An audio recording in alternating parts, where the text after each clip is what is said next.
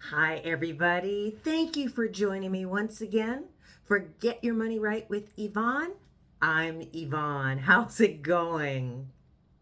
Listen, I want to start this as we always like to do, is asking you, how are you doing? How are you faring?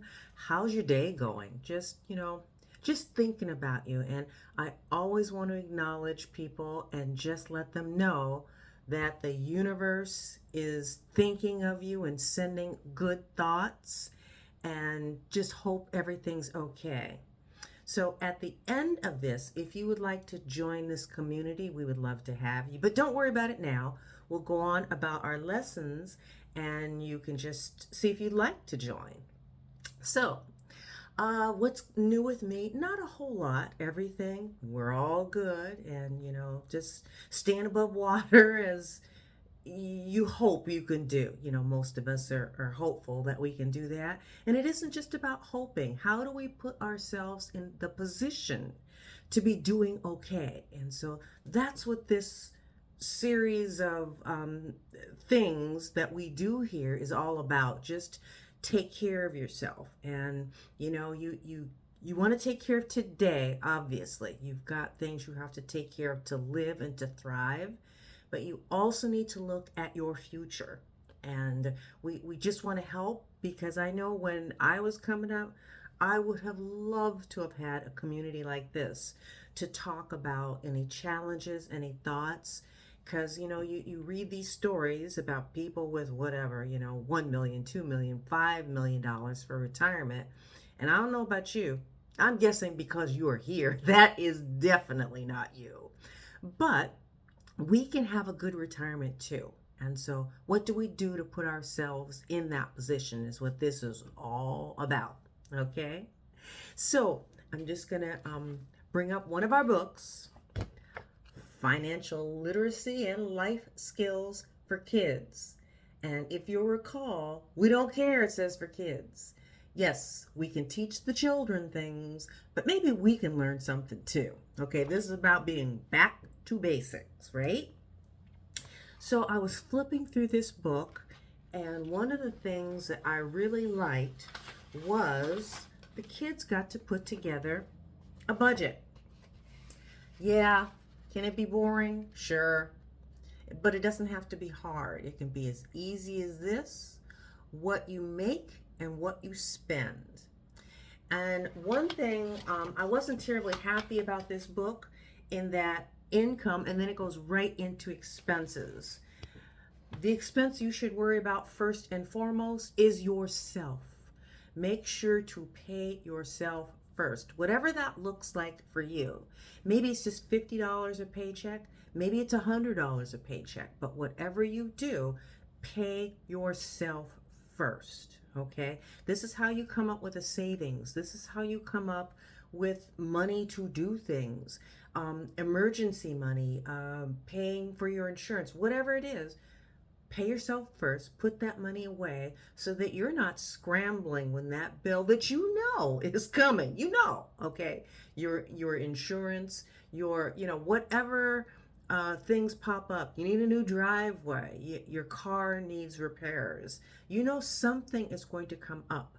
So just make sure that you have money set aside to do those sorts of things. You have to, because otherwise you're living off of credit cards and you're always in debt. Can't have that. And I'll talk one more thing about what I was seeing here. Okay, so they've got income and then they go right into expenses. But the first expense, don't forget, is you. Pay yourself first. So we have rent, we have car, we have food, electricity, we have internet. And you're looking at it and you're saying, but I can't change those prices. Well, how do you know? Have you tried? Um, Things, your rent, your house payment, that's pretty much going to stay the same, sure. But the car, I've told you before, I haven't had a car payment, I don't know, maybe 20 years, I don't know, 10 years at the minimum, because I put money away. And whenever I was buying a car, my husband and I, paid cash because I did not want that monthly expense. So it's something to think about. I know that can't be for everybody. You might need a car payment, but how much car payment? Because I see these beautiful Mercedes driving down the freeway next to me. It's like, wow, that'd be nice. Yeah, but then look at the payment for that. So keep that in mind. What the ways to lower your expenses? Cheaper car payment. Something to think about. Either no car payment or low car payment. And the other thing, food. This person said $150 a month for food. And you want to say food is, you've got to pay for it. Sure you do. But can you look around for some deals? Places have coupons. Places have their weekly specials. I used to make fun of my husband because I would buy bulk meat at the big box stores, right? And it was inexpensive. But it wasn't, it was like hamburger. Whatever was inexpensive for me to buy is what I was getting.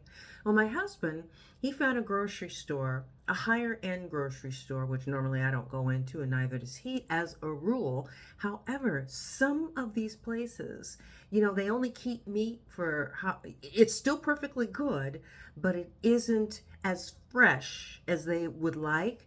And so they have specials to get rid of it. And what I was finding out is when my husband brought this stuff home, he got it cheaper than you would if you were buying hamburger. So he came home with these really good cuts of meat, which the stores had discounted, and it was cheaper than the hamburger I was buying. So it's like, oh, sweet, let's go with this. This is great. And just all these ways to kind of look at ways to save yourself money. Just a thought. I'm just looking at this. Electricity, what you gonna do about that? But internet, look at other options. Because here, internet, $45, $72, $104, all these different amounts. And so look at the best deal for you. So just kind of look into it. And this is budgeting for kids.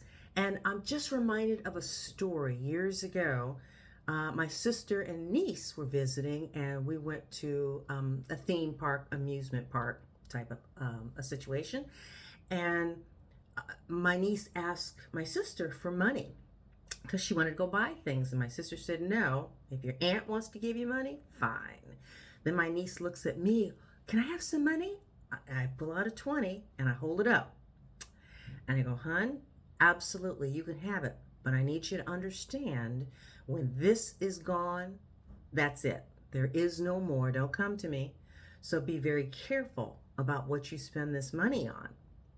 And she went and whatever she wanted, she could, hey, it's your money. Do with as you will. And then when she had used it all up, she looks over at me and I just shook my head. What was the deal? I said, $10 or $20 to do with whatever you want, and you've spent it. So that's the end of it. So it was a life lesson for her. So just look at things that way. You've only got so much money, and how are you going to spend it? Make sure to spend it wisely. And with that, please make sure that you are putting money in your retirement account, whatever it happens to be at your workplace, 401k, 403b, whatever. Make sure that you are taking care of that. All right, we're going to get ready to wind this one up. So, if you've enjoyed these and feel like you're learning something from them, by all means, feel free to subscribe. It's free. I'm never coming at you to ask you for money, ever. It's just the community that we're building here, and we're looking to learn things from each other. I want to share with you. I love it if you share with me. If you want to give me a thumbs up or a note of some sort, I would just be so pleased to have that. So, thank you for joining me once again for Get Your Money Right with Yvonne. I'm Yvonne. Until next time, okay? You take care. Bye-bye.